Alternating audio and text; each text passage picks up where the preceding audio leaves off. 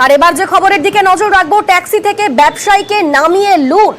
Garden রিচে taxi থেকে নামিয়ে লক্ষাধিক টাকা লুটের অভিযোগ উঠছে।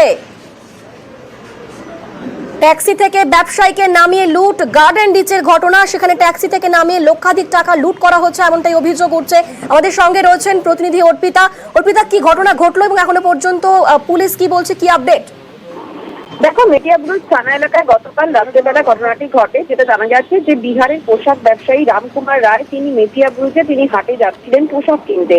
সেই সময় হাওড়া থেকে তিনি ট্যাক্সিতে উঠে মেটিয়াবুরুজে যখন তিনি যাচ্ছিলেন, সেই সময় আত্রা রোডে 4 জন দুষ্কৃতী আচমকা কিন্তু ট্যাক্সি থামায় এবং ট্যাক্সি থেকে তাকে নামতে বলে, না নামলে তাকে খুন করে দেওয়ার হুমকি দেয়। এরপরেই রামকুমারের থেকে 2,85,000 টাকা তারা ছিনতাই করে বলে অভিযোগ। পুলিশ ইতিমধ্যেই সিসি ক্যামেরার ফুটেজ দেখে ধৃত ফারহান জামান আনসারি, ফয়জাম আহমেদ এবং মোহাম্মদ শাহিল এই 3 জনকে গ্রেফতার করেছে। বাকি একজন অধরা এখনো বাদশা। এই 4 জন মোট ছিল। 3 জনকে গ্রেফতার করার পর 1,25,000 টাকা এখনো অব্দি বাজেয়াপ্ত করেছে পুলিশ।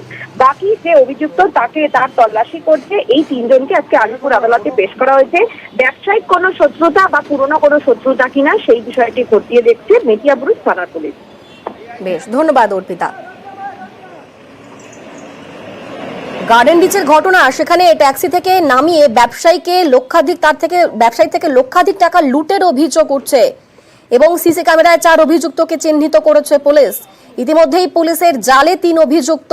পুরো বিষয়টাই খতিয়ে দেখা হচ্ছে, পুরনো শত্রুতা কিনা সেই বিষয়টাও খতিয়ে দেখা হচ্ছে। তবে একজন এখনো পর্যন্ত অধরা রয়েছে।